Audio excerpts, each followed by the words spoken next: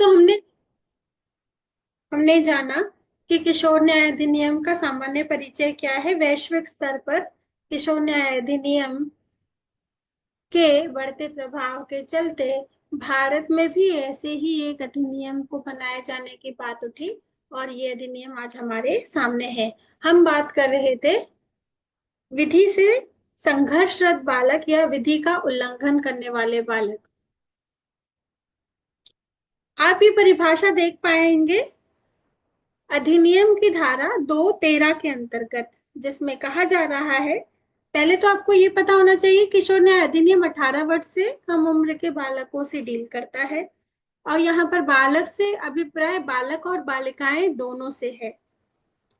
विधि का उल्लंघन करने वाला बालक या child in conflict with law का मतलब होता है कि उसने यानी उस बालक ने ऐसा कोई अपराध किया है जिसे किए जाने की तारीख को उसने 18 वर्ष की उम्र पूर्ण नहीं की थी।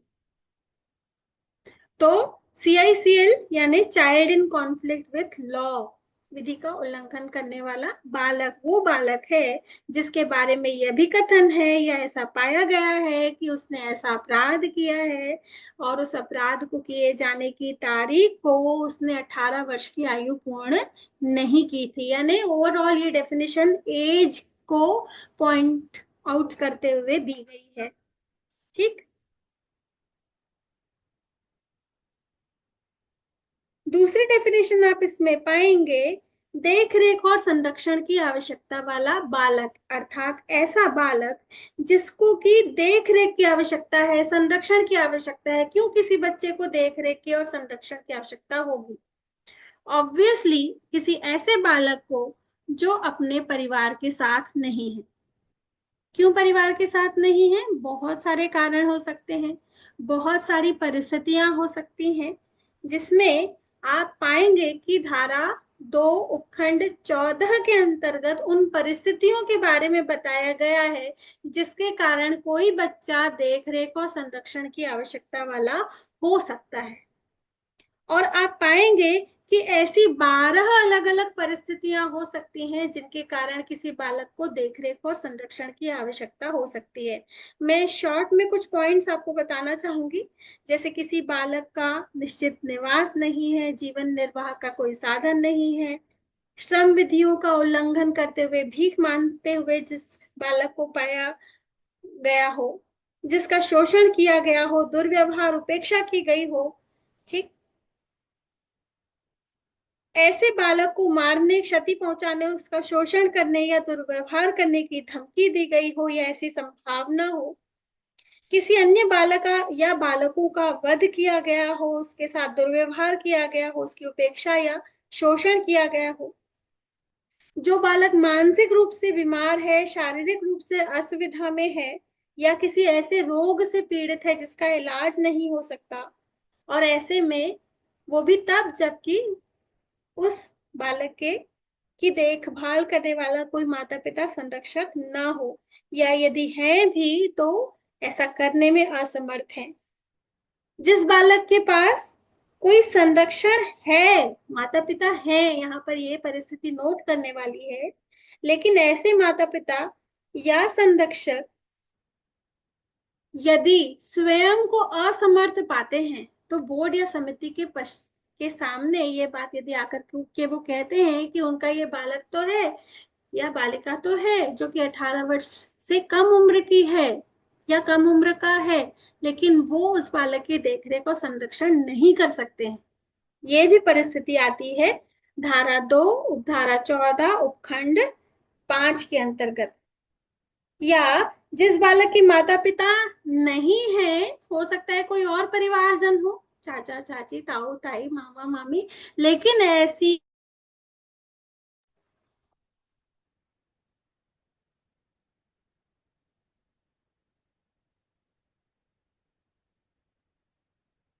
तब ऐसी परिस्थिति में माता पिता नहीं है और कोई अन्य परिवारजन या दूर के रिश्तेदार ऐसा करने में अर्थात उस बालक की सुरक्षा के लिए इच्छुक नहीं है, कोई बालक गुमशुदा हुआ हो, भागा हुआ हो, लैंगिक दुर्व्यवहार से पीड़ित हो, असुरक्षित पाया गया हो, जिसका कि उपयोग किया जा रहा हो गुलाम के रूप में या फिर अभिलाभों के लिए।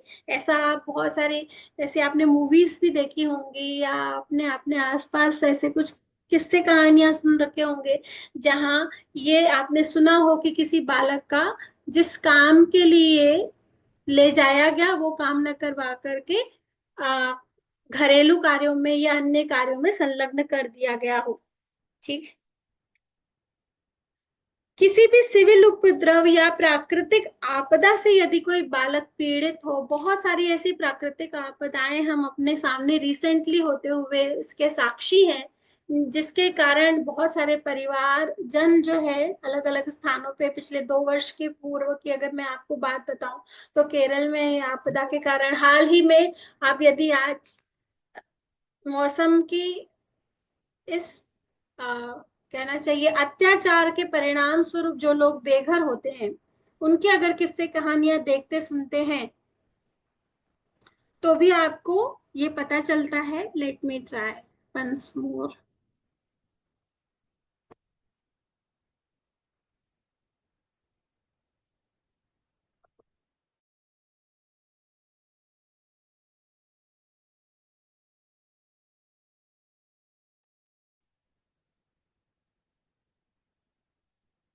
अब ठीक है आवाज? थोड़ी लाउड हुई?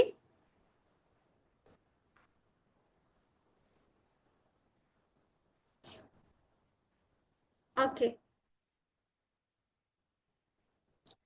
तो ऐसे बालक जो इन अलग अलग 12 श्रेणियों के अंतर्गत आते हैं, ठीक है, इसमें एक श्रेणी और है, इंटरेस्टिंग कैटेगरी है, last category but not the least, कि जिस बालक को विवाह की आयु प्राप्त करने से पूर्व विवाह का आसन्न जोखिम है और जिसके माता पिता और कुटुंब के सदस्यों, संरक्षक या अन्य व्यक्तियों के ऐसे विवाह के अनुष्ठान के लिए उत्तरदायी होने की संभावना है। कहने का मतलब बाल विवाह। ठीक है। तो बाल विवाह यदि करा दिया जाता है तो ऐसे में अगर कोई ऐसी परिस्थितियां विद्यमान हो जाती हैं कि विवाह नहीं हो पाता है, तो फिर वो बालक जो है वो अपने उस घर में बालक या बालिका नहीं रह सकते हैं। कई बार ऐसी परिस्थितियां उत्पन्न हो जाती हैं। गांव देहात में आपने देखा होगा कि एक उम्र के बाद बालकों और बालिकाओं का विवाह कर दिया जाता है, और यदि इस बारे में शिकायत की जाती है तो फिर वे लोग अपने बच्चों को ही घरों से निकाल दिया करते हैं कई बार। ठीक है। कुछ और डेफिनेशंस हम देखेंगे, जैसे बाल हितैषी या जिसे चाइल्ड फ्रेंडली कहते हैं, एक ऐसा वातावरण या आचरण होता है जिसका कि हर एक व्यक्ति या अधिकारी जो इस अधिनियम से जुड़ा हुआ हो पालन करता है। एक बाल कल्याण अधिकारी, चाइल्ड वेलफेयर ऑफिसर, एक police officer, section 2 sub clause 18 में आपको मिलेगा। इसका बहुत बड़ा रोल होता है बाल कल्याण पुलिस अधिकारी, जिसको कि CWPO कहते हैं। हर एक पुलिस थाने में बालकों के संबंध में जो कार्यवाहियां की जानी है उसके लिए एक बाल कल्याण पुलिस अधिकारी नियुक्त होता है। मजे की बात यह है कि किस थाने में किस बाल कल्याण अधिकारी को नियुक्त किया गया है, कई बार उस थाने के लोगों को भी पता नहीं होता। जब किसी बालक को किसी केस के संदर्भ में जुवेनाइल जस्टिस बोर्ड में लाया जाता है तो हम उनसे पूछते हैं कि क्या आप इस बच्चे के CWPO हैं, तो उनके चेहरे ऐसे रहते हैं मान लो कि वे बगुले झांक रहे हो कि ये कौन सा शब्द बोल दिया। ठीक है। तो बाल कल्याण अधिकारी, बाल कल्याण पुलिस अधिकारी एक ऐसा अधिकारी होता है, जब भी कोई बालक से संबंधित मामला किसी संबंधित थाने में लाया जाता है तो वह बालक के साथ उचित वातावरण में वार्तालाप हो, क्या कौन सी परिस्थितियों में क्या कृत्य किया गया, ये उस पुलिस अधिकारी को बालक के संदर्भ में बालक के माध्यम से या अन्य व्यक्तियों के माध्यम से बताया जाता है। और वो बाल कल्याण पुलिस अधिकारी ये सुनिश्चित करता है कि उस बच्चे के साथ एडल्ट्स की तरह जो एक रिजिड जो है, कठिन या दुर्व्यवहार जो किया जाता है वो उस बच्चे के साथ ना किया जाए। हर थाने में इस अधिनियम के प्रावधानों के तहत सामाजिक कार्यकर्ता की नियुक्ति का भी प्रावधान है, जो कि महिला अधिकारी होनी चाहिए। कम से कम हर एक थाने में 2 महिला अधिकारी की नियुक्ति की बात यहाँ की गई है, जो कि प्रैक्टिकलिटी स्थिति में आप देखते हैं तो इस प्रावधान को आप परिपालना हो रही हो ऐसा आप नहीं पाते हैं। ठीक है, तो बाल कल्याण पुलिस अधिकारी ये सुनिश्चित करता है कि बालक के संबंध में सभी कार्यवाहियां अधिनियम के अनुरूप की जाएं। बाल गृह 219 में बताया गया है। बालक न्यायालय जो है, या तो आपको पॉक्सो कोर्ट या फिर सेशंस कोर्ट को यहाँ पर बालक न्यायालय की संज्ञा दी गई है, चिल्ड्रंस कोर्ट। ठीक है, बाल देखरेख संस्था के अंतर्गत इस अधिनियम में बहुत सारे ऐसे गृहों को राज्य सरकार के द्वारा और राज्य सरकार की अनुमति से जो प्राइवेट ऑर्गेनाइजेशंस होते हैं, उन जो एनजीओज होते हैं, उनको ऑथराइज करते हुए कई सारे इंस्टीट्यूशंस के गठन की बात यहाँ की गई है, जैसे बाल गृह है, खुला आश्रय है, संप्रेषण गृह है, विशेष गृह है, सुरक्षित स्थान है, विशिष्ट दत्तक ग्रहण अधिग्रहण है। ऐसे करके बहुत सारी संस्थाएं हैं, उनके अलग अलग नाम हैं, उनके अलग अलग फंक्शंस हैं, और उन अलग अलग प्लेसेस पे अलग अलग ऑफिसर्स की नियुक्ति होती है जो कि अलग अलग कार्यों को संपादित करते हैं। जैसे मैं यहाँ आपको एक बताऊं, जैसे बाल गृह है, हमने अभी बात की थी विधि का उल्लंघन करने वाले बालक, एक कैटेगरी जिनको कि संप्रेषण गृह में रखा जाता है।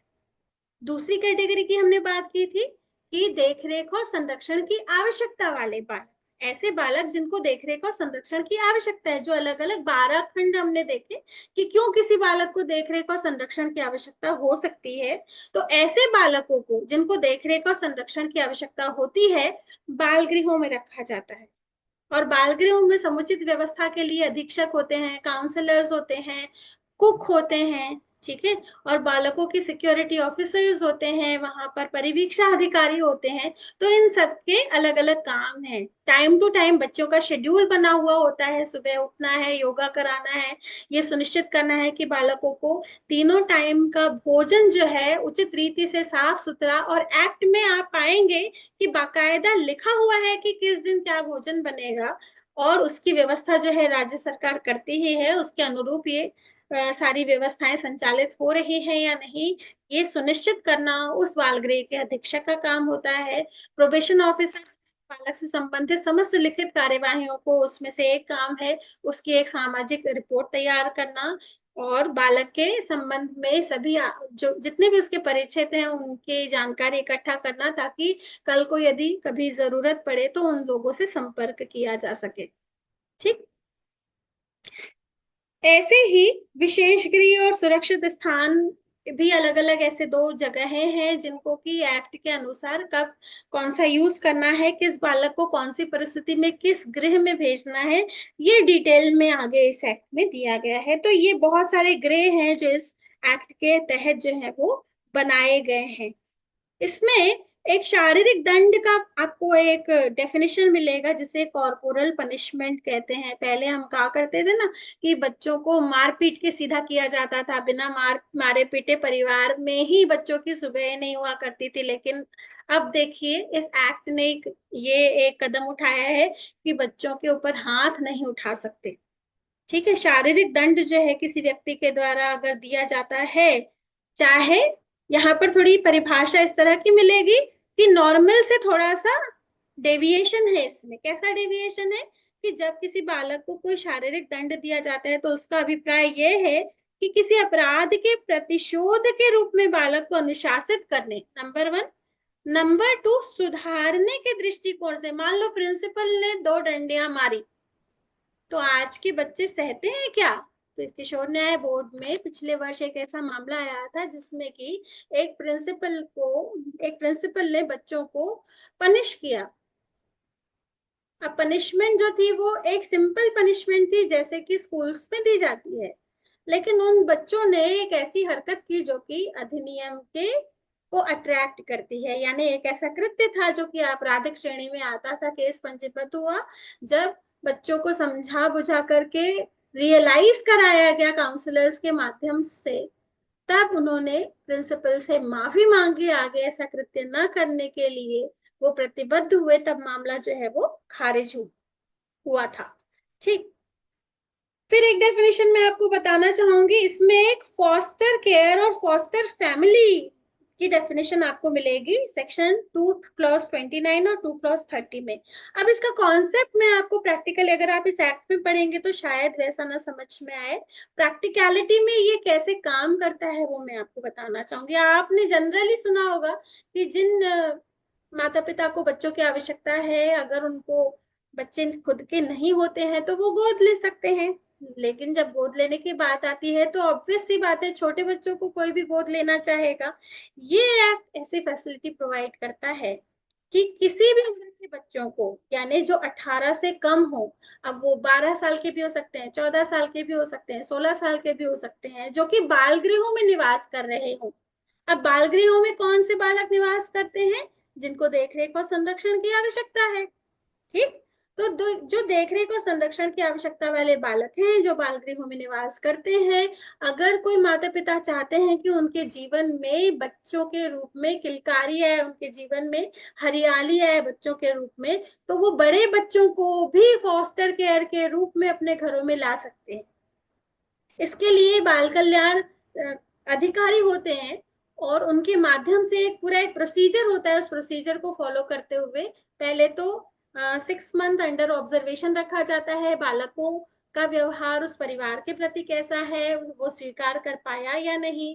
फिर उसके बाद ये भी देखा जाता है कि वो माता पिता उस बच्चे को स्वीकार कर पाए या नहीं, जिस उद्देश्य से लेकर गए हैं उस उद्देश्य की पूर्ति हो रही है या नहीं। यदि तय समय तक सारी चीजें ठीक चलती रहती हैं तो फिर वो परमानेंट जो है अडॉप्शन में आगे जा सकता है। तो ये है फॉस्टर केयर का प्रोविजन।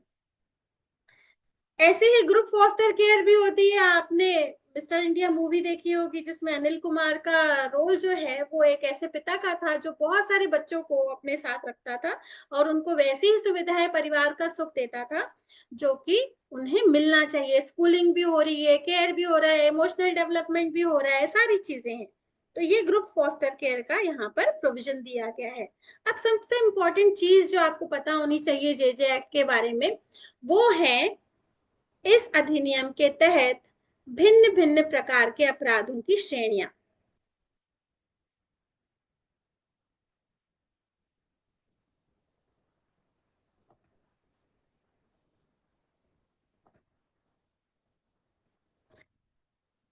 ये 3 तरह के ऑफेंसेस है: पेटी ऑफेंसेस, सीरियस ऑफेंसेस और हेनियस ऑफेंसेस। ये 3 श्रेणियों में अपराध जो है जेजे एक्ट में डील किए जाते हैं। ठीक है। सबसे पहले पेटी ऑफेंसेस यानी कि छोटे अपराध। इसकी परिभाषा आप पाएंगे धारा 245 में। छोटे अपराध के लिए ये कहा जा रहा है कि ऐसे अपराध जिसके लिए आईपीसी और अभी के लिए नया एक्ट, उसमें भी यही प्रोविजन आपको मिलेगा। तत्समय प्रवृत्ति विधि, मतलब कि अभी जो प्रवृत्ति विधि है वो नया बीएनएस है, तो उसके तहत अधिकतम 3 माह का कारावास है। तो जिस अपराध के लिए 3 महीने का कारावास है वो पेटी ऑफेंस के अंतर्गत या इसकी डेफिनेशन में आएगा। दूसरा है सीरियस ऑफेंस। इसको कहते हैं एक्ट में घोर अपराध, सीरियस ऑफेंस। सेक्शन 254 में इसकी परिभाषा दी गई है। इसमें ये कहा गया है कि आईपीसी या जो नया एक्ट अभी आया है उसमें भी यही डेफिनेशन है कि किसी अन्य विधि के अधीन अधिकतम दंड 3 से 7 के बीच का है। ठीक है। इसमें एक छोटा सा बदलाव आया है। आप यदि नोट्स बना रहे हैं तो साथ साथ लिखते चलें कि क्या बदलाव आया है, ये हमारा प्रश्न है। इस सेक्शन में 2021 में जब किशोर न्याय अधिनियम 2015 में संशोधन किया गया था तो इस सेक्शन में कुछ चेंजेस लाए गए थे। तो वो क्या चेंजेस हैं वो आपको बताना है। तीसरी इसमें डेफिनेशन आप पाएंगे हीनियस ऑफेंस। हीनियस ऑफेंस का मतलब होता है ऐसे अपराध जिनकी आईपीसी या किसी अन्य आपराधिक विधि में जो सजा है वो या तो 7 साल है या उससे अधिक है। ठीक है। तो ये 3 डेफिनेशन आपको पता होनी चाहिए। इस एक्ट के अंतर्गत ही ये 3 डेफिनेशन है। लेकिन इस एक्ट के अंतर्गत ये जो डेफिनेशंस दी गई हैं वो भारत में प्रवृत्त हर आपराधिक विधि को अट्रैक्ट करती हैं। जैसे रेलवे एक्ट है, पॉश एक्ट है, ठीक है, या फिर आप पाते हैं कि जितने भी एनडीपीएस एक्ट है या आबकारी अधिनियम है, उसमें अगर बालकों के द्वारा कोई आपराधिक कृत्य में संलिप्तता पाई जाती है तो उस विधि में जो पनिशमेंट दिया गया है वो पनिशमेंट इन तीन कैटेगरीज में कौन सी कैटेगरी में लाई करता है, उसके अकॉर्डिंगली पनिशमेंट दिया जाए। अब आप जानते ही हैं कि मैक्सिमम किशोर न्याय अधिनियम के तहत यदि किसी बालक को किसी आपराधिक कृत्य में अभियुक्त पाया जाता है और ये अभिकथन किया जाता है और ये सिद्ध भी हो जाता है कि उसी बालक के द्वारा वो अपराध कारित किया गया था, तो ऐसे में अधिकतम 3 वर्ष के कारावास की सजा का एक प्रावधान है। उसके अलावा जिस एक्ट के तहत वो सजा दी जा रही है तो वहां कितनी सजा है उसके अकॉर्डिंगली इसमें मैनिपुलेशन जो है वो सीआरपीसी के प्रोविजंस के तहत ट्रायल कैसा होगा, कितनी सजा होगी, ये जे बोर्ड जो है वो डिसाइड करता है। ठीक है,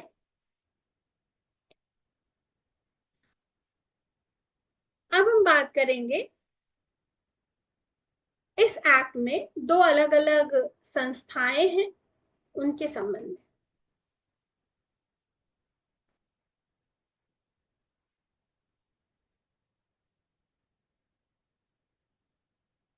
किशोर न्याय बोर्ड, किशोर न्याय बोर्ड का गठन, उसके कार्य और उसकी शक्तियां। किशोर न्याय बोर्ड जो है वो किशोर न्याय अधिनियम के धारा 4 के तहत गठित एक ऐसा बोर्ड है जो हर जिले में होता है और सीआरपीसी के प्रोविजंस के तहत राज्य सरकार के द्वारा ये गठित किया जाता है और इस बोर्ड का उद्देश्य जो है बालकों के संबंध में या विधि का उल्लंघन, खास तौर पर विधि का उल्लंघन करने वाले बालकों के संबंध में कार्यवाही को संचालित करना है। इस बोर्ड के गठन के संबंध में एक बात जानने लायक है वो ये कि इस बोर्ड में 3 लोग होते हैं, एक फर्स्ट क्लास जुडिशियल मैजिस्ट्रेट होता है, 2 सोशल मेंबर्स होते हैं।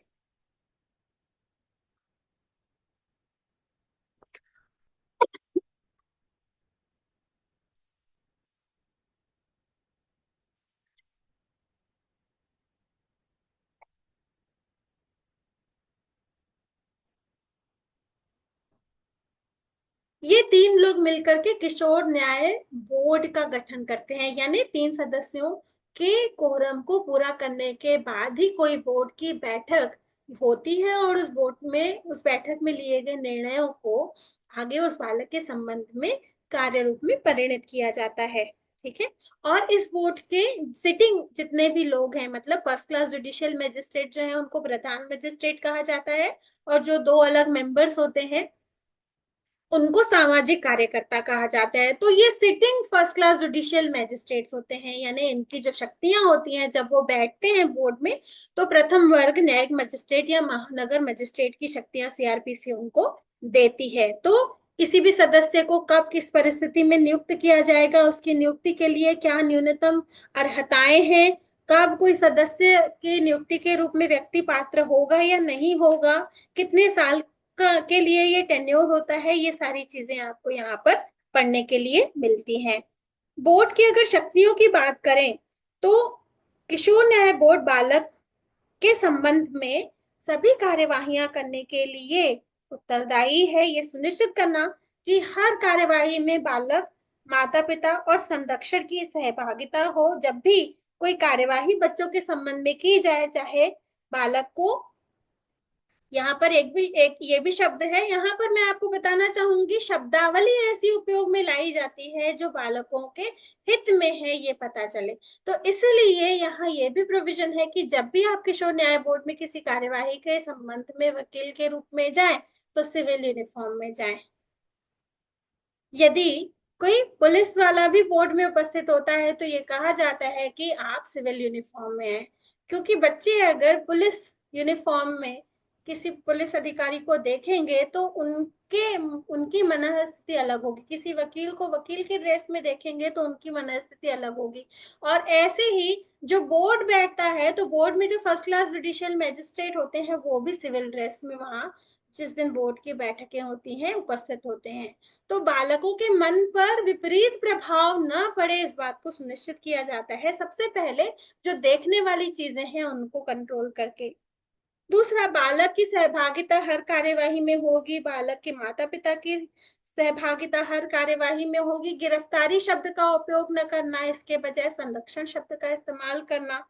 अपचारी न कह करके विधि से संघर्षरत बालक कहना, ऐसे शब्दावलियों के ऊपर ध्यान दिया जाता है। विधिक सहायता बालक को मिल पाए, ये सुनिश्चित करना बोर्ड का काम है।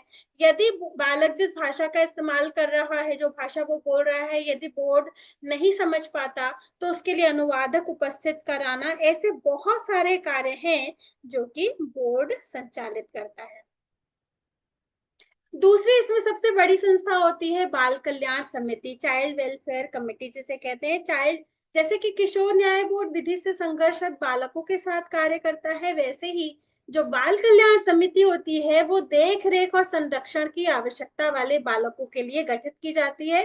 ये संस्था 5 सदस्यों की एक समिति होती है, जिसमें एक सदस्य होता है और जिसमें एक अध्यक्ष होता है और 4 सदस्य होते हैं। इस समिति को भी धारा 27 उपखंड 4 के तहत, इसी अधिनियम की धारा 27 उपखंड 4 के तहत फर्स्ट क्लास जुडिशियल मैजिस्ट्रेट्स की, sitting first class judicial magistrates की पावर्स जो है वो प्रोवाइडेड है। अब ये समिति करती क्या है? इससे पहले मैंने आपको जब गृह बताए थे तो एक गृह मैंने आपको बताया था बाल गृह। तो बाल गृह का प्रमुख जो है बाल कल्याण समिति का अध्यक्ष होता है। जो भी बाल कल्याण समिति का अध्यक्ष होगा वो तय करेगा, ये देखेगा, या उसकी अधिकारिता में वो बाल गृह रहेगा, जिसमें बाल गृह का संचालन कैसे हो रहा है, जितने भी अधिकारी वहां नियुक्त हैं वो बालकों के हितों से संबंधित उन सभी कार्यों को सही रीति से संपादित कर रहे हैं या नहीं, ये देखना उस अध्यक्ष का और बाल कल्याण समिति के सदस्यों का काम होता है। ठीक है। जहां कहीं पर भी बाल विवाह हो रहे हों, जहां कहीं बच्चों के साथ अत्याचार हो रहे हों, जहां कहीं सड़कों में कोई माता पिता अपने बच्चों को, छोटे बच्चों को गोद में लेकर गए या अपने साथ ले जाकर के भीख मंगवाते हों या कोई कठिन कार्य करवाते हों, वहां बाल कल्याण समिति जो है तुरंत एक्शन ले करके पुलिस की सहायता से उन बच्चों को वहां से हटा करके और बाल गृह में ले जा सकती है। इवन आप भी यदि कहीं पर ऐसा होते हुए देखें तो तुरंत आप उस जिले की बाल कल्याण समिति को संपर्क करके बता सकते हैं कि फला फला स्थान पर बच्चे जो हैं ऐसी स्थिति में पाए गए हैं, कृपया आप आवश्यक कार्यवाही करें। तो वो लोग तुरंत पहुंच जाएंगे और एक्शन लेंगे कि क्यों ऐसा किया जा रहा है। तो यहाँ पर आपने एक बात सीखी कि कोई माता पिता भी अपने बच्चों के साथ कोई ऐसी गतिविधि या कार्य नहीं कर सकता है जो कि उस लैंड के लॉ के अगेंस्ट हो या कानून में जिस पर प्रतिबंध लगाया गया हो। सिमिलरली दत्तक ग्रहण से संबंधित प्रावधान भी इस अधिनियम के तहत ही देखे जाते हैं। जब किसी बालक को गोद लेना हो तब एक कारा नाम की संस्था है जिसकी वेबसाइट भी बनी हुई है, आप चाहे तो नाम लिख लीजिए, CARA। इस वेबसाइट पे ऑनलाइन पंजीयन करा करके वैधानिक रूप से बच्चों को गोद लिया जा सकता है। ठीक। एक और प्रावधान की तरफ मैं आपका ध्यान जो है वो आकर्षित करना चाहूंगी, स्पॉन्सरशिप। स्पॉन्सरशिप जो है, जिसको प्रवर्तकता कहते हैं, इस अधिनियम का एक बहुत ही सुंदर प्रावधान है, जिसमें जहां ये पाया जाता है कि कोई माता पिता बालकों की देखरेख नहीं कर पा रहे हैं या माता पिता जो है किसी कारणवश जो है दुर्घटना में उनकी जो मृत्यु हो चुकी है, परिवार के अन्य सदस्य जो हैं वो देख रेख तो कर पा रहे हैं लेकिन उस बच्चे का जो सामान्य जीवन यापन है जैसा उसके माता पिता के समय में था वैसा नहीं हो पा रहा है। मान लो एजुकेशन ब्लॉकेज हो गया, मान लो खान पान सही नहीं हो पा रहा है, तो ऐसे में अगर वो परिवार इस एक्ट के प्रोविजंस के तहत जो बाल कल्याण अधिकारी होते हैं उनसे संपर्क करते हैं और एक फॉर्मेट आता है उसको भर करके देते हैं, तो time to time government of India की तरफ से स्पॉन्सरशिप के लिए एक कोटा निकलता है। उस कोटा के तहत उस बच्चे को 18 वर्ष तक एक लमसम अमाउंट जो है दिया जाता है, उसके खाते में डायरेक्टली ट्रांसफर किया जाता है, जो मंथ बाय मंथ जो है उसकी एक्टिविटीज, जितनी भी एजुकेशनल एक्टिविटीज के लिए जो फंड रिक्वायर्ड है, उसकी ग्रोथ के लिए, डेवलपमेंट के लिए, कुछ लर्निंग है उसके लिए रिक्वायर्ड है, तो वो लमसम अमाउंट एक लास्ट में भी मिलता है और मंथली उसका जो है वो। आपको मैं बताऊं, कोविड के टाइम में प्रधानमंत्री जी ने जब ये पोर्टल ओपन किया था, तो कुछ यहाँ जांजगीर की मैं आपको बताऊंगी, कुछ 10 के आसपास परिवार जो है वो सिलेक्ट हुए थे, और उनको लगभग 2 करोड़ पर चाइल्ड टिल 18 ईयर्स जो है वो फंड जो है वो अलॉट हुआ था। राइट, तो ये है स्पॉन्सरशिप का प्रोविजन। अब बात करते हैं किशोर न्याय अधिनियम के तहत जो अलग अलग 16 सिद्धांत दिए गए हैं, जिनको जान करके किसी भी बच्चे के संबंध में कार्यवाही सही रीति से संपादित की जा सकती है। वो क्या सिद्धांत है? कुछ सिद्धांत ऐसे हैं जिनका नाम सुनकर के भी आप समझ जाएंगे, जैसे किसी भी बालक के ऊपर जब तक दोष सिद्ध नहीं होता उसे निर्दोष माना जाएगा। ये सिद्धांत आपको अध्याय 2 अधिनियम की धारा 3 में मिलेंगे, जिसका नाम है, पहले सिद्धांत का नाम है निर्दोषिता की उपधारणा का सिद्धांत। निर्दोषिता की उपधारणा। दूसरा है गरिमा और योग्यता का सिद्धांत। तीसरा है भाग लेने का सिद्धांत, कि बालक को सुने, उसके हितों को प्रभावित करने वाली जितनी भी आदेशिकाएं हैं उसमें भाग लेने का अवसर उसको मिले। सर्वोत्तम हित का सिद्धांत, जब भी बालक के संबंध में कोई कार्यवाही में आप भागीदार होते हैं तो बालक का सर्वोत्तम हित किसमें है ये ध्यान रखना। और इस बात को, जैसे मान लो आप बेल की कार्यवाही करा रहे हैं या किसी बालक के संबंध में जो अंतिम जो है बात वार्तालाप, या जो लास्ट में चांस दिया जाता है बालक के फेवर में, जो एडवोकेट है उसको चांस दिया जाता है कि अल्टीमेटली आप क्या इस बालक के द्वारा किए गए कृत्य के बारे में कहना चाहेंगे, तो फ्यूचरिस्टिक एस्पेक्ट को ध्यान में रखते हुए ये कहा जा सकता है कि इस बालक का सर्वोत्तम हित किस में है, उन पॉइंट्स को रेज किया जाना और ये मेंशन करना कि इस एक्ट के 16 सिद्धांतों में से ये एक सिद्धांत है जिसका कि हमें पालन करना ही है। कौटुंबिक जिम्मेदारी का सिद्धांत, जिसमें बालक की देख रेख, पोषण, संरक्षण की प्राथमिक जिम्मेदारी जो है उसके जैविक माता पिता, यानी जिन्होंने उसे जन्म दिया है उनकी है। और यदि ऐसा नहीं हो पाता है तो जिनके संरक्षण में वो है, अर्थात जो दत्तक माता पिता हैं उनकी, या जो पालक हैं, गार्जियन है, उनकी ये जिम्मेदारी हो जाती है। फिर है सुरक्षा का सिद्धांत, सकारात्मक उपाय का सिद्धांत, गैर कलंकीय शब्दार्थों का सिद्धांत, जिसके बारे में मैंने अभी आपको बताया कि बातचीत में ऐसी शब्दावली का उपयोग किया जाए जिससे कि बच्चा भी भयभीत ना हो और उसकी इमेज को भी एक तरीके से ठेस ना पहुंचे। ऐसी ये चीजें न केवल मौखिक रूप से बल्कि जो आदेशिकाएं बालकों के लिए बनाई जाती हैं उसमें भी ध्यान रखना पड़ता है। समानता और विभेद न किया जाए। एकांतता और गोपनीयता का सिद्धांत आपने देखा होगा, बालकों के संबंध में जो भी कार्यवाहियां की जाती है वो गोपनीय होती है। उनके द्वारा यदि कोई अपराध भी कारित किया गया है तो आप देखेंगे बालकों को या तो सोशल मीडिया में न्यू प्रिंट मीडिया में किसी भी तरह से उसकी पहचान जो है उजागर नहीं की जाती है। और इसलिए जब बालकों से संबंधित केस की भी बात होती है तो या तो केस नंबर या फिर ABCXYZ इस तरह से नाम लिखे जाते हैं, एक्चुअल नेम कभी भी डिस्क्लोज नहीं किया जाता है।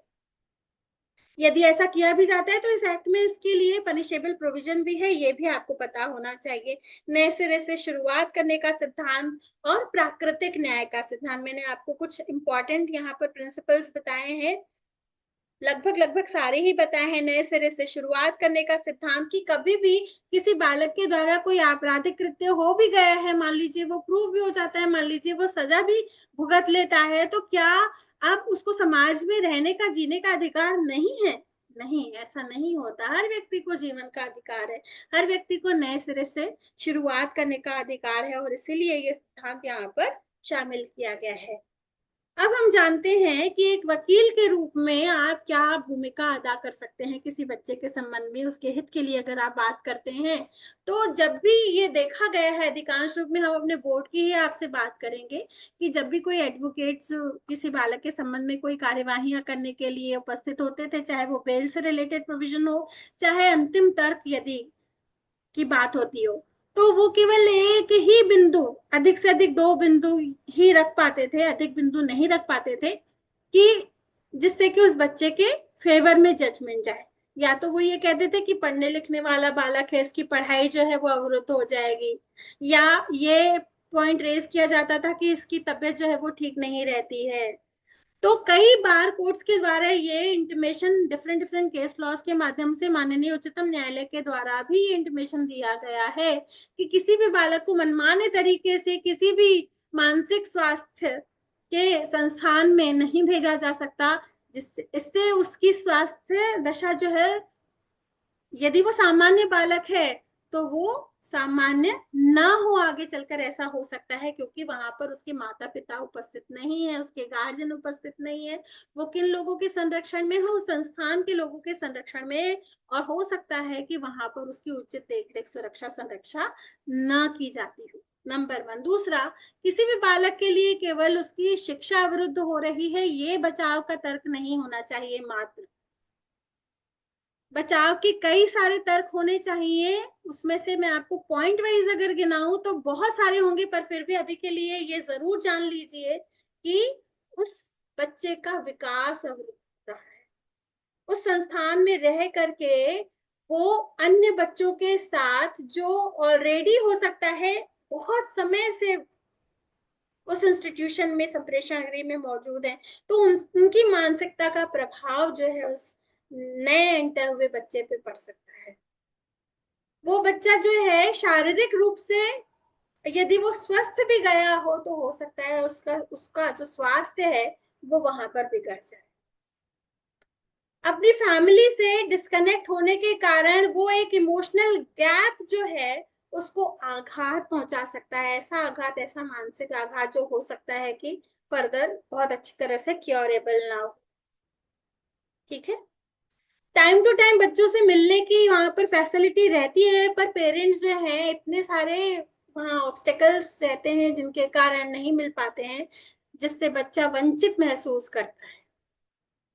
ठीक है। और उसके अलावा उसकी केस फाइल का एक प्लेन रीडिंग भी अगर आप करेंगे तो बहुत डिटेलिंग जो है उसमें मिल जाती है।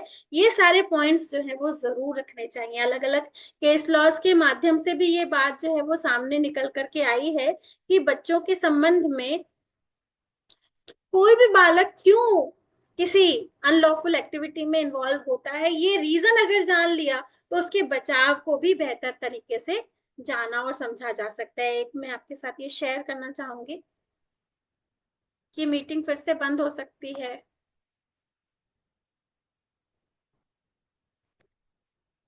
अनलॉफुल एक्ट्स बाय चिल्ड्रन क्यों होते हैं? सोशियो इकोनॉमिक कंडीशंस हैं, पेरेंटल कंट्रोल ना होने के कारण, चिल्ड्रन या बच्चों को अकेला अगर छोड़ दिया जाता है कि भाई जाओ कमाओ खाओ खुद